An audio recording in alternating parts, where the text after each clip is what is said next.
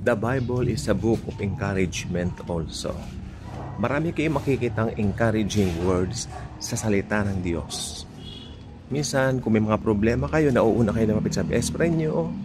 Diba? Kasi yung iba naman sa atin hindi makalapit sa mga magulang. Pero inuuna yung mga best friend, mga barkada.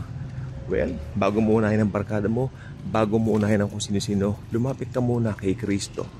Si Jesus ay gustong-gusto kang tulungan. Gustong-gusto kanyang bigyan ng kalakasan ng loob. Gustong-gusto kanyang bigyan ng pag-asa sa buhay mo. Okay?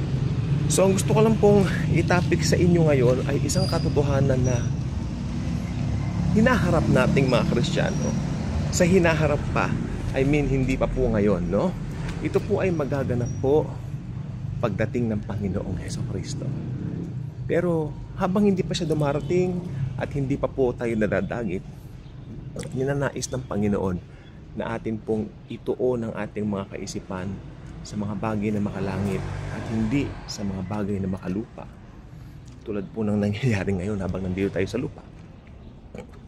Mostly, tayo po ay nakatutok sa mga bagay ng daigdig, sa mga bagay na lumilipas, at sometimes hindi natin napagbibigyan ng tamang pansin yung mga dapat na bigyan natin ng prioridad sa ating mga buhay.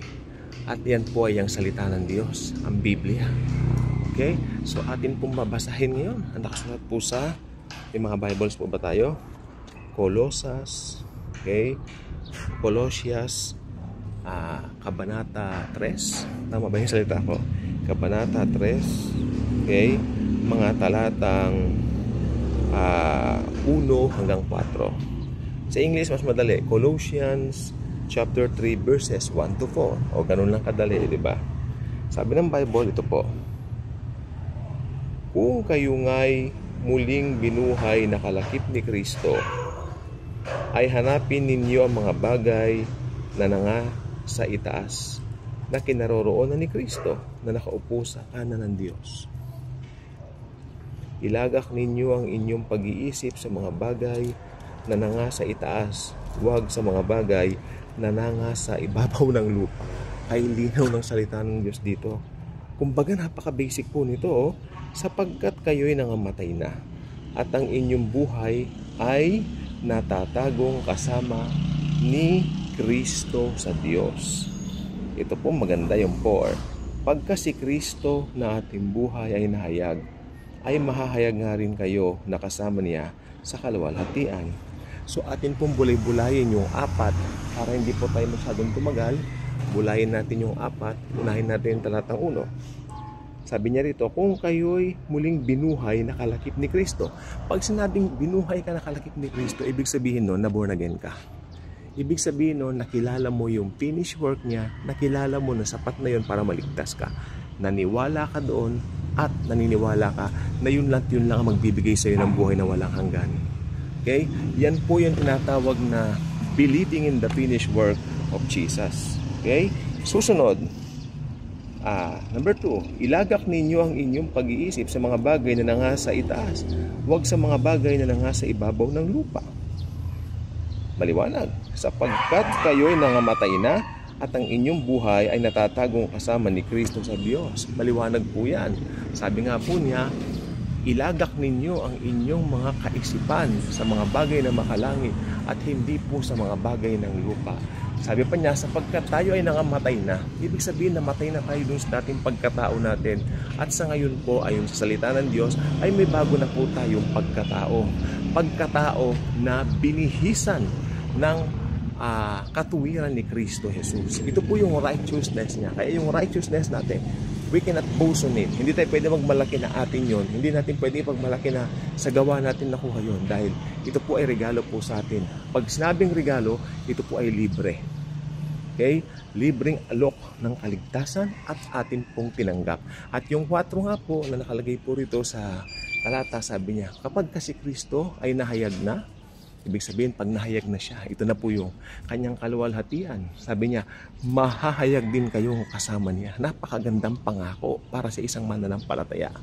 Okay? Kaya kung sa mga bagay ng lupa ka lang nananangan, kung sa mga bagay ng lupa mo lang ilalagay ang lahat-lahat, you know? Yung gagawin mo lahat para sa makuha mo mga bagay ng lupa, wala kang pag-asa. Sapagkat ang lupang ito ay fallen world.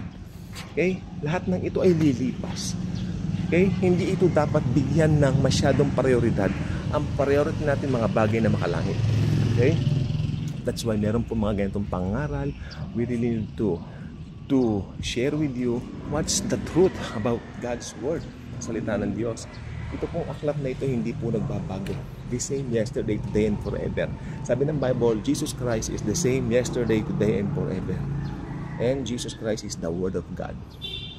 In the beginning was the Word, and the Word was with God, and the Word was God. This, the Holy Bible. Okay? So, at least, pag Kristiyano ka, talaga meron kang blessed hope. Iba yung blessed assurance sa blessed hope. Yung blessed assurance, ayun yung blessed assurance means saved ka na forever at hindi mawawala ang kaligtasan mo. Yung blessed hope, ito yung araw ng rapture. Dadagitin po tayo. Alam nyo, totoo pong may rapture. Ang dami po ngayon kumukontra sa doktrina ng rapture. Bakit daw ba sila tumututol? Sapagkat marami silang mga tawag dito, mga naibibigay din ng mga talahata na seemingly parang contradict, pero hindi po contradict yan. Dahil ang salita po ng Diyos ay hindi po nagkakakontra-kontra, ito po ay nagkakaugnay-ugnay. Aralin mo lang mabuti at ikaw hindi maliligaw. Okay? So sa panahon po natin ngayon, teka lang, may nag-message. Okay? Panahon po ngayon ng church age. Nasa church age pa rin po tayo, and anytime soon, anytime now, we're waiting for the rapture. And Jesus will, with His glory, anytime soon, papaitaas po tayo. Magkakaroon po ng the great disappearance. True lala, nga nila. Totoo po. Kailan? Ayan ang hindi natin alam. Ito po yung bagay na totoo. Ngunit, again, we don't know kung kailan. Kung ba hindi mo alam di ba? Hindi ka na magpe-prepare ba sa rapture? Actually, kapag ikaw ay naki-Christ na, prepared ka na Ang ibig lang sabihin ng talatang binasa natin, habang nandito ka pa sa lupa, habang nandito ka pa sa mundo, gawin mong priority ang pag-share ng good news. Sapagkat marami pa pong tao hindi nakakaalam ng katotohanan. Marami pa pong taong ligaw. Mga taong ligaw ka ngayon. Dalhin mo ang mga taong ligaw sa bisig ni Kristo. Ayan, sa pag-ibig at pagmamahal ng Panginoong Jesucristo. Lako na yung gate. Dahil ang Panginoong Jesucristo po lamang ang dapat makilala bawat tao sa mundo. Okay? Maring yung iba, patawa-tawa, they don't take this seriously, di ba? Pero ang totoo po niyan ay pinagtatawanan nila ang isang bagay na eternal. Pinagtatawanan nila ang isang bagay na dapat nilang tanggapin sa kanilang mga buhay. Okay? Kaya mga nagtatawa, let's pray for them. Huwag na rin tayo makidebate. It's useless. Walang pupuntahan yun. Magkidebate ka. Magaling ka magsalita, okay, you can debate, okay, fine. Pero ang totoo po noon, ayon sa aklat na ito, gawin na lang natin, i-share natin sa kanila ang pag-ibig ni Kristo Jesus. Sobrang laki ng pag-ibig ng Panginoon na ginagamit tayo. Tayo po ang ambassadors of the Lord Jesus Christ. Ambassador tayo means tayo ang kanyang ginagamit para maipahayag ang accurate na kanyang mga salita. Jesus alone saves. Yan po ang tamang aral. Walang ibang daan tungo sa kaligtasan. Hindi ang relihiyon mo, hindi si Maria, hindi ang mga santo, hindi ang kung ano-ano mga ritual. No, only Jesus. Only Jesus alone saves. Mahal natin sila, kaya dapat ipahayag natin yung katotohanan. We cannot compromise this truth. Nakarite sa Bible ang truth. Ang totoo, siyang ipangaral natin. Dahil ang totoo, hindi nagbabago. This Jesus Christ is the same yesterday, today, and forever.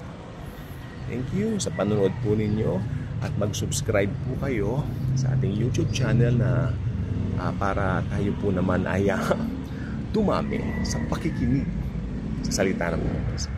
God